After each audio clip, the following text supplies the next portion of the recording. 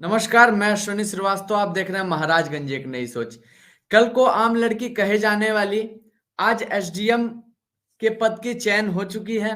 कहा जाता है ना, एक कहावत है, अगर कामयाबी पानी हो तो पहाड़ को चीरकर कामयाबी पा सकते हैं। लेकिन जिसको कामयाबी ना पानी हो, उसके सामने अगर कटोरी में घी भी रखा है तो खाने में दिक्कत होगा। उसी तरह सेम कहीं ना कहीं हमारे साथ निधि शुक्ला जुड़ चुकी हैं। 23 तारीख को यूपी पीएससी का रिजल्ट आया था। उसमें इन्होंने अच्छी रैंक हासिल की। सारी चीजें इन्हीं से जानेंगे, कितनी रैंक आई और किस पद पे चयन हुआ। जी। सर मेरी 8th रैंक आई है यूपी पीसीएस के एग्ज़ाम में। और हम्म। सर वुमेन कैटेगरी में मेरी सेकंड रैंक है ऑल ओवर अच्छा। उत्तर प्रदेश। जी। अच्छा, पूरे यूपी में सेकंड रैंक अगर है। जी, वुमेन कैटेगरी में। अच्छा, वुमेन कैटेगरी में, तो ये तो कहीं ना कहीं बहुत बड़ी बात है। जी, बिल्कुल सर। अच्छा, क्या सोच के आपने इसको चुना? सर 2-3 चीज़ें रिस्पॉन्सिबल थी। एक तो मेरे पिताजी का सपना था, क्योंकि जैसे में ही वो गुज़र गए थे, तो उसके बाद से मुझे था कि अब मुझे कुछ अच्छा करना है। और पापा कहते थे कि बेटा अधिकारी अच्छी नौकरी होती है, तो उसी से एक इंस्पिरेशन लेकर के फिर मैं आगे बढ़ी और धीरे-धीरे सर चीज़ें होती गईं। अच्छा, समय कितना लग गया इसमें? सर मैंने एकदम फ़ोकस्ड और पूरा टाइम देकर सर 2021 में मैंने तैयारी शुरू करी थी। तो हम्म। वो पूरा साल जो था वो तो कोविड में गया, तो वो कोविड का पूरा टाइम मैंने पढ़ाई अच्छे से करी। फिर थोड़े टाइम मैं दिल्ली रही और सर ये फाइनल सिलेक्शन सर इस साल हुआ। अच्छा, कितने अटेम्प्ट आपने एग्जाम दिए? सर मेरा ये लास्ट ईयर मैंने इंटरव्यू दिया था, और ये मेरा सेकंड इंटरव्यू था और अटेम्प्ट थर्ड था सर। अच्छा, अटेम्प्ट थर्ड था आपका। जी, जी, जी। तो यानी दो अटेम्प्ट में आपका चयन नहीं हो पाया था। सर एक में नहीं हुआ था, और लास्ट ईयर इंटरव्यू तक गई थी, उसमें भी नहीं हुआ था, और ये सर थर्ड है। अच्छा, थर्ड है। तो जी। यार, ये नहीं लगा उस समय निधि कि छोड़ो जाने दो, एक बार दिया, दो बार दिया, नहीं हुआ, छोड़ो यार जाने दो, क्या कर रहे हैं?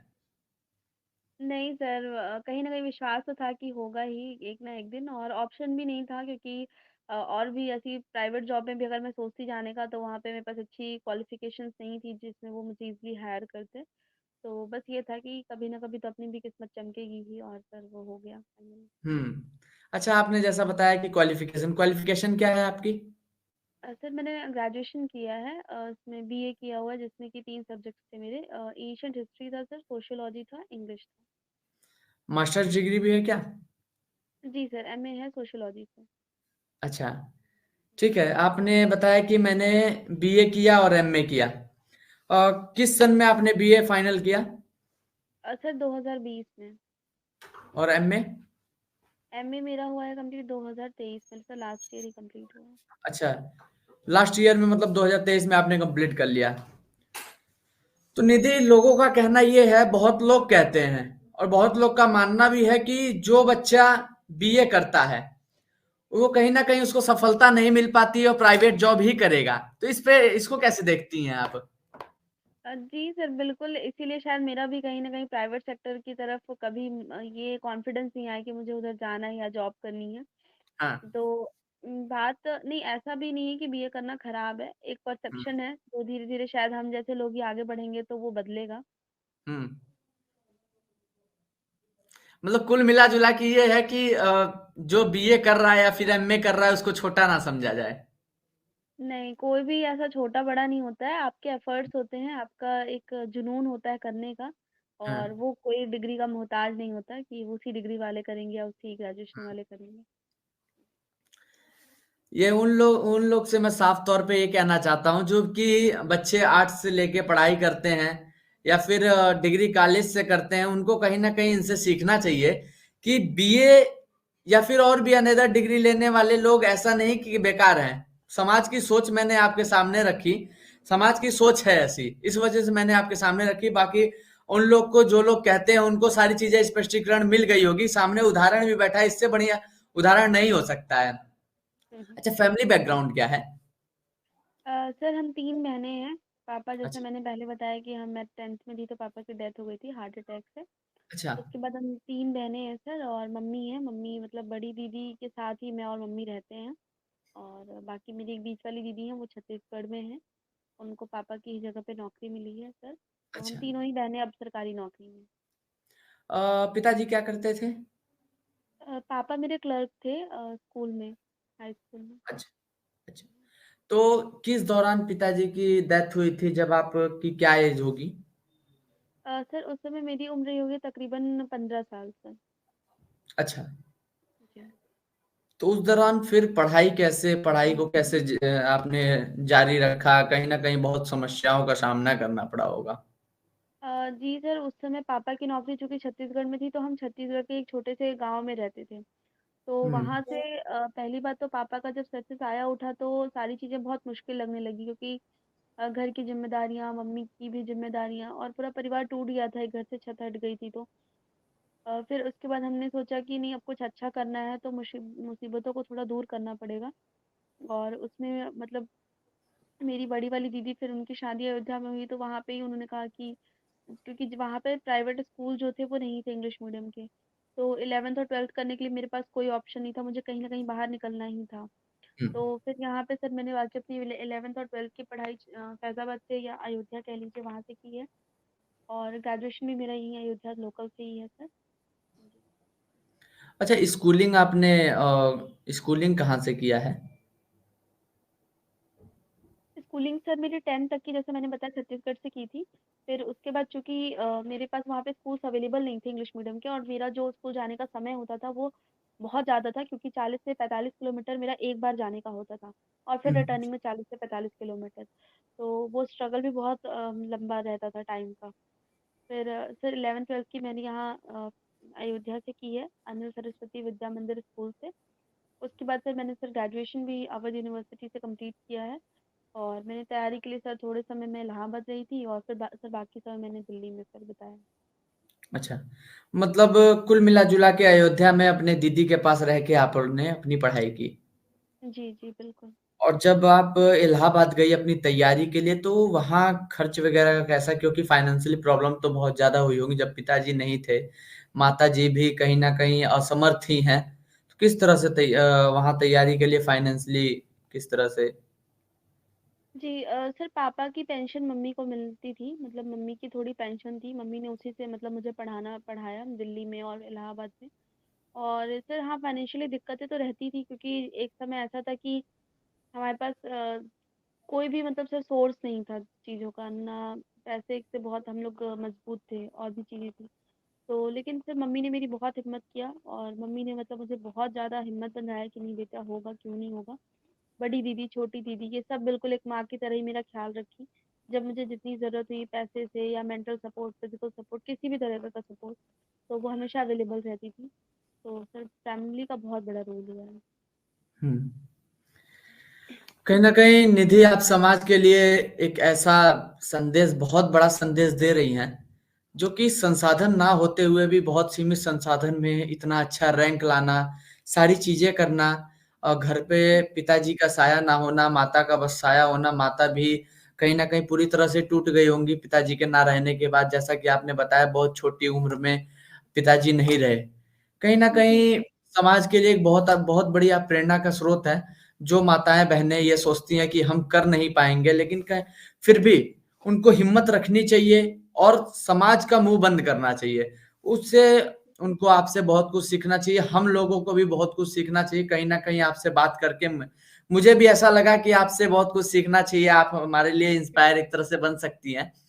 अच्छा, मेरा सवाल ये रहेगा कि जब पिताजी रहे नहीं, कंडीशन तो बहुत ज़्यादा खराब हुई, तो उस बीच आपने कोचिंग वगैरह लिया था क्या इस तैयारी के लिए? नहीं सर, क्योंकि उस टाइम तो मैं 10th क्लास में थी, तो उस टाइम तो कोई सवाल ही नहीं उठता था कोचिंग वगैरह का। लेकिन सर हुँ, मैंने फिर जब 12th पास करी, फिर ग्रेजुएशन का टाइम चल रहा था, उसके बाद फिर मैंने सोचा कि हाँ, मुझे क्लासेस करनी चाहिए। तो सर फिर मैं 1 साल हाँ, इलाहाबाद में रह के मैंने कोचिंग ली थी। और सर ऑप्शनल, उस टाइम चूँकि ऑप्शनल था, तो ऑप्शनल के लिए फिर मैं दिल्ली गई थी, वहाँ से मैंने ऑप्शनल की तैयारी की थी। तो ये 2 जगहों से सर मैंने अभी कंप्लीट करी। अच्छा। अ, थोड़ा-सा अब हम बहुत ज़्यादा थोड़ी-सी उस तरह की बातें हो गई। थोड़ा-सा अब हम आपको रुख मोड़ेंगे, थोड़ा-सा एंटरटेनमेंट की तरफ आ जाते हैं। जी, जब जी। आपका रिज़ल्ट आया तो मोमेंट कैसा था? सर विश्वास ही नहीं हो रहा था कि मेरा ही नाम है लिस्ट में। मतलब हाँ। मैंने कई बार कहा घर पे कि एक बार और रोल नंबर चेक कर लो, एक बार और रोल नंबर चेक कर लो, मैं ही हूँ, इस तरीके से बार-बार लग रहा था।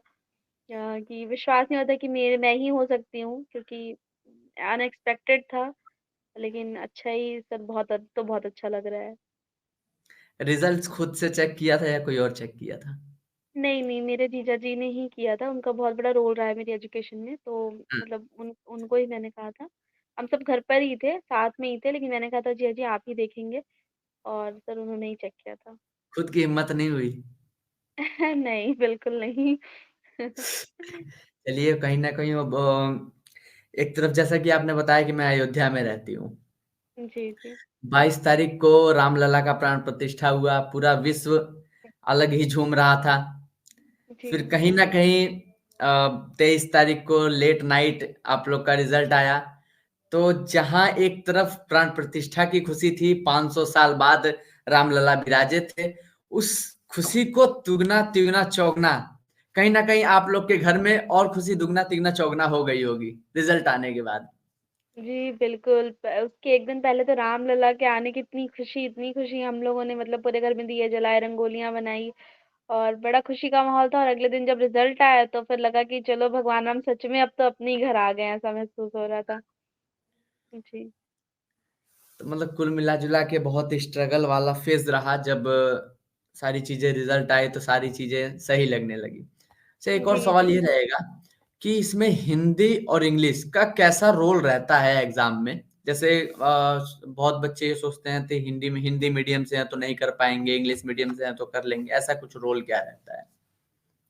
नहीं, देखिए सर, ऐसा कुछ नहीं होता है। देखिए, नॉलेज तो वो है ही, आप चाहे हिंदी में लिखिए चाहे आप इंग्लिश में लिखिए, है तो वो एक नॉलेज का ही फॉर्म। तो ये जजमेंटल नहीं होना चाहिए कि हिंदी मीडियम या इंग्लिश मीडियम, बात होनी चाहिए आपकी नॉलेज कितनी अच्छी है। और तो अगर आपको हिंदी मीडियम के रिसोर्सेज अच्छे मिलते हैं, अगर आप उनसे पढ़ेंगे तो ऑब्वियसली आपके अच्छे नंबर आएँगे। और वैसे भी बहुत सारे ऐसे टॉप रैंकर्स हैं जो हिंदी मीडियम के ही हैं। तो ये ऐसा जजमेंटल होना सही नहीं है। दोनों मीडियम अपनी-अपनी जगह पे बहुत अच्छे हैं। जी। अच्छा जब आप एग्ज़ाम देने गई क्या कहा जाता है प्रीलिम्स का जब एग्ज़ाम देने गई उस समय का मोमेंट कैसा था? वो जब क्लियर हो गया फिर उसके बाद मेंस का भी एग्ज़ाम उस समय क्या मोमेंट था? कैसा समय था वो?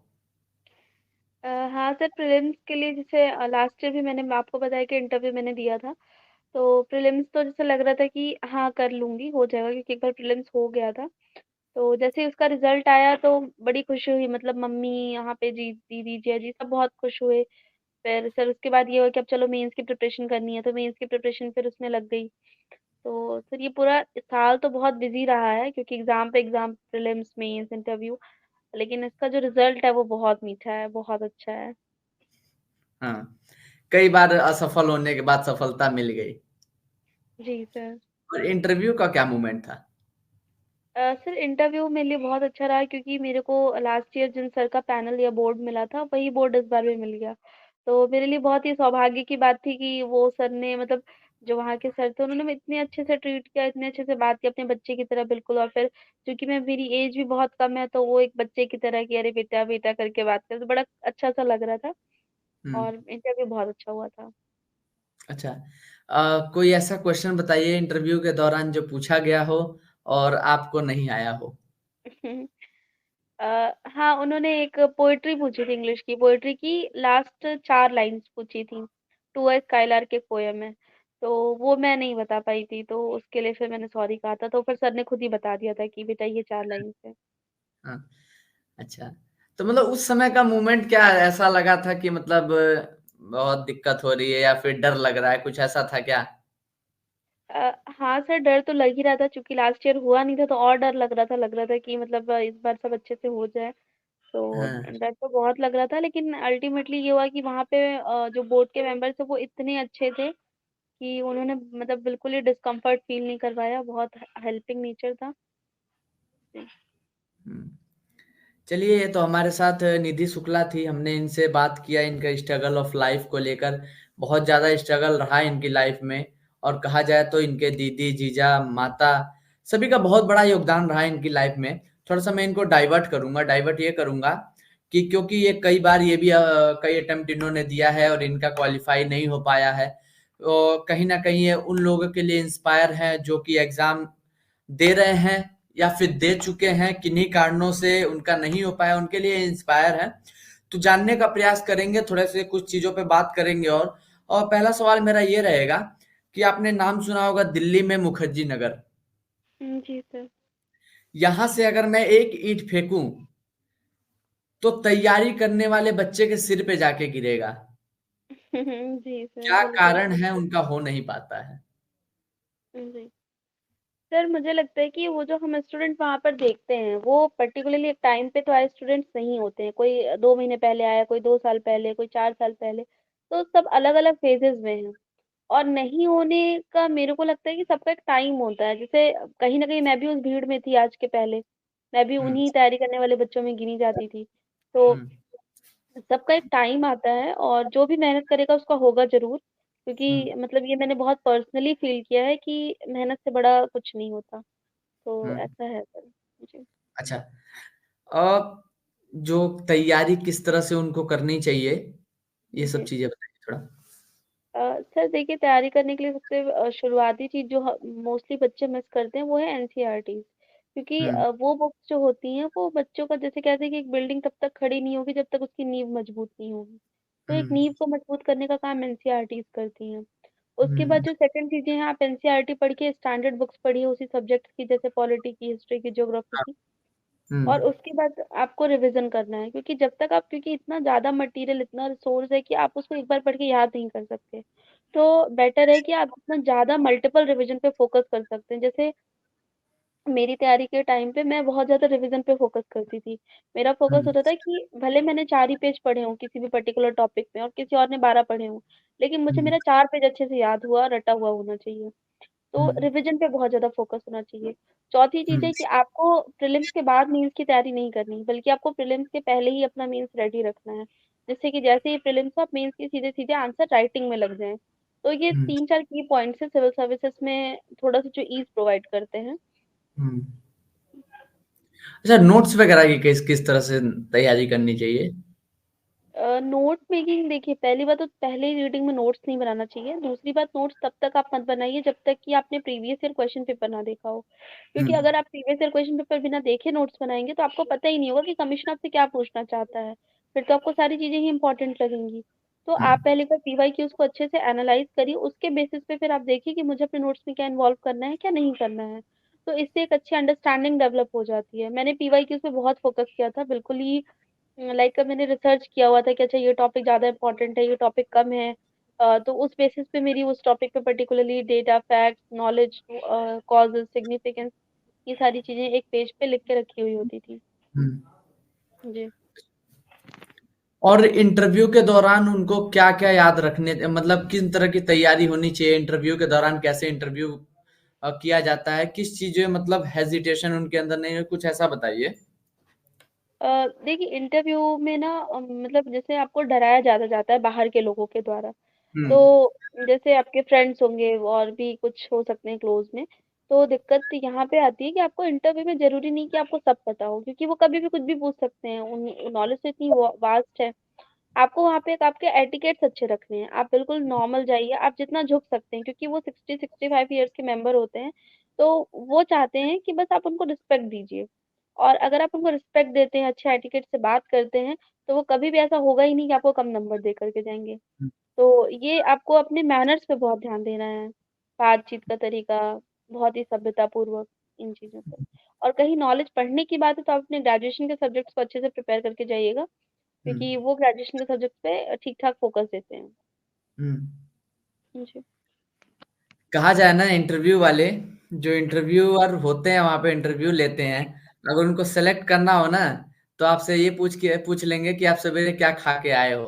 और नहीं सेलेक्ट करना हो तो ये पूछ सकते हैं ना कि आप आज से जब आप शायद आप इस दुनिया में आए भी नहीं होंगे, उस समय पूछ सकते हैं कि आपके बाबा उस दिन क्या खाए थे? जी, ये तो तो तरह-तरह की बातें हाँ। हैं। ये तो पर्सनल मतलब मुझे लगाते हैं। हाँ, जी, हाँ, हाँ, हाँ। मुझे लगता है कि पर्सनली वो सबको ही सेलेक्ट करना चाहते हैं, बस वो आपको अपने ऊपर थोड़ा-सा कॉन्फिडेंस रखना ज़रूरी होता है। हुँ, हुँ, हुँ, हुँ। जी। चलिए निधि शुक्ला, थोड़ा-सा ये तो हो गई बच्चे की तैयारी करने वाली बातें। फिर थोड़ा-सा एक बार और डाइवर्ट करूँगा, फिर से मैं आपके पास आता हूँ। कुछ क्वेश्चन मेरे छूट गए थे, जो कहीं न कहीं अगर मैं आपसे क्वेश्चन नहीं करूँगा तो हमारे देखने वाले लोग हैं कहेंगे कि ये सवाल भी करना चाहिए था, छोड़ दिया। तो मेरे ध्यान में आया तो मैं सवाल कर लेता हूँ। जी। मतलब इतना ज़्यादा रैंक लाने का राज क्या है? किस तरह से पढ़ाई कर रही थी? कहा जाता है कि वुमेन में मतलब लड़कियों में सेकंड रैंक कहीं न कहीं बहुत बड़ी बात है और जी 8th सर। रैंक लाना तो बहुत बड़ी बात है। जी। अ, सर मुझे ऐसा लगता है कि ऐसा मैंने कुछ बहुत अलग नहीं किया, लेकिन मैंने जो चीज़ें ज़्यादा करी और बच्चों से, वो था मेरा हाँ, रिविज़न और मेरा कंसिस्टेंसी। जैसे हार्डली मुझे याद है कि मेरा कोई एक दिन गया हो जिस दिन मैंने थोड़ी-सी भी पढ़ाई ना की हो। तो रोज़ हाँ, मेरा होता था कि चलो किसी दिन अगर नहीं भी पढ़े, तबीयत ज़्यादा खराब है, तो कम से कम 1 डेढ़ घंटे की पढ़ाई हो जाए उस दिन। तो कंसिस्टेंसी रखिए, रेगुलर पढ़िए और थोड़ा-सा इनोवेटिव होइए, स्मार्ट बनिए। मतलब अब वो टाइम गया कि आप 20-20 घंटे पढ़ेंगे और आपका होगा। अब वो टाइम है कि लोग 4-4 घंटे पढ़ के भी ये अच्छे से पेपर निकाल रहे हैं। तो आपको थोड़ा-सा स्मार्टली पढ़ना होगा कि आपके काम का और सबसे important previous year question paper है। क्योंकि आप किसी भी फॉर एग्ज़ाम्पल अगर आपको कमीशन को समझना है, तो आप उससे मिल के जाकर तो समझ सकते नहीं हैं। हम सिर्फ़ और सिर्फ़ उसके पेपर्स देख के समझ सकते हैं कि वो अभी क्या सोच रहे हैं और वो किस तरीके का पेपर बना रहे हैं। हुँ, तो उस पे आपको ज़्यादा फ़ोकस करने की ज़रूरत है। हुँ। सोशल जी। मीडिया पे कितने अकाउंट थे? सर अभी तक मेरा फ़ेसबुक, इंस्टाग्राम पे कोई अकाउंट नहीं है। क्यों आपको ही तो बनाना चाहिए जो सभी लोग रील्स देखते हैं, रील्स लेके कहीं बैठेंगे तो रील्स लेके बैठ जाएँगे, तो आपको भी तो बनाना चाहिए। नहीं सर, अब मुझे लगता है कि उस टाइम पे जब मैं प्रिपरेशन में थी मेरा लक्ष्य कुछ और था और हुँ। एक बार अब लक्ष्य अचीव हो गया अब तो बैठ के देखूँगी ये रील्स। अब मतलब इतना समय हो गया है कि अब बैठ के रील्स देख देख सकते हैं। जी, बिल्कुल। चलिए उन लोग को थोड़ा-सा समझना चाहिए जो लोग वीडियो देख रहे हैं अपने पद से विचलित हो जाते हैं, रील्स चला के बैठ जाएँगे, कहीं कोई गाना चलेगा, कोई गाना चलिए वो तो अलग की बात है। सबकी जी। अपनी-अपनी सोच है, जिसको लक्ष्य की प्राप्ति करनी होगी, अपने एम को पूरा करना होगा, वो सारी चीज़ें अपने खुद समझ सकता है। और हुँ, हुँ। जब कहा जाता है ना कि बच्चा जब पिता के बराबर हो जाए तो सिखाने की बहुत आवश्यकता नहीं है, उसके पास दुनियादारी देख के सारी चीज़ें समझ में आ जाती हैं। लेकिन जिसको जी, नहीं करना हो उसको आप अगर बच्चे की तरह पढ़ाते भी रहेंगे तो भी नहीं समझ में आएगा, चाहे वो कितना भी बड़ा हो जाए। जी। तीसरा सवाल ये रहेगा मेरा सोती कितना थी? सर मैं प्रॉपर नींद लेती थी, मैं 10 बजे सो जाती थी और सुबह साढ़े 5 या 6 बजे, गर्मियों के टाइम पे जल्दी और थोड़ा ठंडियों के टाइम पे लेट। हाँ, तो ये मेरा रूटीन रहा है। मैं कभी भी नाइट में स्टडी मैंने कभी नहीं की है। वो फिर वो चाहे मेरा 1 दिन पहले ही मेन बात क्यों ना मीन्स हो। हाँ। तो मतलब मैंने अपना पूरा दिन यूटिलाइज़ करती थी और रात में प्रॉपर नींद लेती थी 10 से 5 या 10 से 6 की। अच्छा, यूपीपीसीएस की तैयारी के दौरान क्या ज़रूरी है 18-20 घंटा पढ़ना? ऐसा कुछ नहीं है हार्ड एंड फास्ट रूल मतलब डिपेंड करता है कि आपकी स्ट्रेंथ और वीकनेस क्या है और हाँ, कुछ मतलब मुझे नहीं लगता कि इतने घंटे बैठने की ज़रूरत है। आप 6 घंटे 7 घंटे रोज़ पढ़िए हुँ, लेकिन रेगुलर रहिए। ये नहीं कि एक दिन 20 घंटे पढ़ लिया, अगले दिन भी 1 भी घंटा नहीं हुआ। तो ये हुँ। इनकंसिस्टेंसी इस एग्ज़ाम में आपको फेलियर्स की तरफ मोड़ती है। जी। अच्छा कि आपने जैसा कि हमने जाना कि फैमिली बैकग्राउंड आपकी अच्छी नहीं थी, पिताजी नहीं रहे, सारी चीज़ें माता और बहन जीजा ने की। जब आपने कई अटेम्प्ट दिया, क्लियर नहीं हुआ, तो घर वालों का कैसा सपोर्ट रहा? घर वाले कहे नहीं कि नहीं हो पाएगा बेटा और रहने दो और छोड़ो? नहीं सर, घर वाले बहुत ज़्यादा सपोर्टिव थे मेरे प्रिपरेशन के टाइम पे और मतलब मुझे इवन घर की भी कुछ छोटे-मोटे इश्यूज़ होते थे, तो वो नहीं बताते थे मुझसे। तो ये चीज़ें मेरे लिए बहुत हेल्पफुल रहीं क्योंकि मुझे किसी और तरीके की टेंशन नहीं रहती थी। हुँ। जी। चलिए बताइए सोचा तो था यूपीपीसीएस की तैयारी करके किसी अच्छे रैंक पे आना है, अब आ भी गई हैं एसडीएम की पोस्ट पे आपका चयन हो गया है। काम ईमानदारी से होगा या बेईमानी से होगा? हुँ। नहीं सर, मेरे पापा ने हमेशा सिखाया था कि ईमानदारी का पैसा हमेशा बढ़ता है। तो ईमानदारी का ही पैसा कमाना है और उसी से अपना पूरा घर-परिवार चलाना है। हाँ। जी। चलिए अच्छा ये बता दीजिए कि जो बच्चे तैयारी कर रहे हैं, वो किस तरह से अपने आप को आगे बढ़ाएँ और किस तरह से किन-किन चीज़ों का ध्यान रखें? मेरा मैसेज जो है वो सारे बच्चों को यही है कि देखिए ऑब्वियसली बहुत ज़्यादा इनसिक्योरिटीज़ है इस एग्ज़ाम में। मेरे लिए खुद बहुत मुश्किल था इस एग्ज़ाम में पहली बात तो एंटर करना और फिर उससे निकल पाना। तो ये दोनों ही जो फेजेस हैं बहुत इंपॉर्टेंट हैं। और बीइंग अ स्टूडेंट, क्योंकि अभी मुझे खुद अभी यूपीएससी का पेपर देना ही है, तो अभी भी मैं एक एस्पिरेंट की कैटेगरी में हूँ। तो मुझे लगता है कि आपको जो भी रिसोर्सेज है कम रखिए रिसोर्सेज, लेकिन रेगुलर रिवाइज करिए, कई बार रिवाइज करिए। एक पेपर पे लिख के रख लीजिए बुक का नाम और कितनी बार उसको रिवाइज करना है। और जैसे जैसे वो होते जाए वैसे वैसे आप टिक मारते जाइए कि अच्छा एक बार हो गया ये बुक, दूसरी बार हो गई, तीसरी बार हो गई। तो ये चीजें ना आपको बहुत ज्यादा हेल्प करेंगी जो आपके आगे के एग्जाम्स होंगे। और रिवीजन इज द बेस्ट की, आपको रिवीजन करना पड़ेगा। हम्म। चलिए, हमारे साथ बात कर रही थी निधि शुक्ला, जो कि बहुत ही चीजें कहें तो सीमित चीजों में रह के इन्होंने अपनी तैयारी की। पिताजी के ना रहने के बाद बहुत चीजें समस्याएं आई। माताजी ने संभाला, बहन जीजा ने संभाला, बहुत कुछ चीजें इनको उस दौरान देखने को आई होंगी। कई बार सफलता भी इनके हाथ नहीं लगी। अच्छा, एक सवाल और मैं भूल रहा हूँ आपसे, क्या एज है आपकी? सर अभी मैं 2 जनवरी को 24 साल की हुई हूँ, तो अभी मेरे 24 ईयर्स की हूँ। इतनी छोटी उम्र में? जी सर।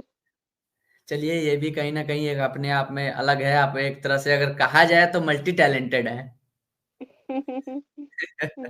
अच्छा, खाने बनाने में भी कुछ आता है क्या? जी सर, खाने बनाने में मतलब आती है कुकिंग नॉर्मल। हॉबी क्या है?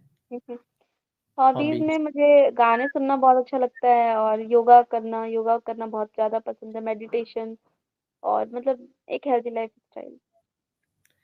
चलिए, आम आदमी जो कि होते हैं लोग, उनसे अधिकारियों से अपनी चीजें बताने में, बात करने में बहुत कुछ चीजें डर लगती हैं।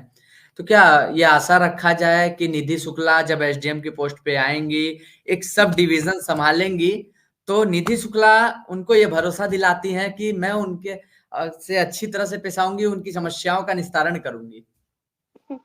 जी सर, सरकार ने मुझे चूज ही इसीलिए किया है। इतनी बड़ी परीक्षा में अगर मेरी 8वीं रैंक आई है तो कहीं ना कहीं मुझे इस पात्र समझा जाता है कि मैं अपने दायित्व का निर्वहन अच्छे से कर पाऊंगी। और मेरी पूरी कोशिश रहेगी कि जिनको भी मेरी जरूरत है मैं उनके लिए सबसे पहले अवेलेबल रहूं। और ये भी एक बहुत बड़ी जिम्मेदारी है। चलिए निधि शुक्ला, बहुत बहुत धन्यवाद। ये हमारे साथ जुड़ी थी निधि शुक्ला, जिन्होंने सारी चीजें, बहुत चीजों पे चर्चा की। कहीं ना कहीं ये इंस्पायर हैं उन लोगों के लिए जो समाज में महिलाएं हैं, लड़कियां हैं, जो कि बहुत चीजें पाबंदी में रहती हैं या फिर सीमित चीजों में रह के अपनी कई चीजें करती हैं, लेकिन एक मिनट सिलेक्शन रुकिए। कई बार हो नहीं पाता। बाकी आगे आपसे मिलते हैं। जय हिंद, जय भारत।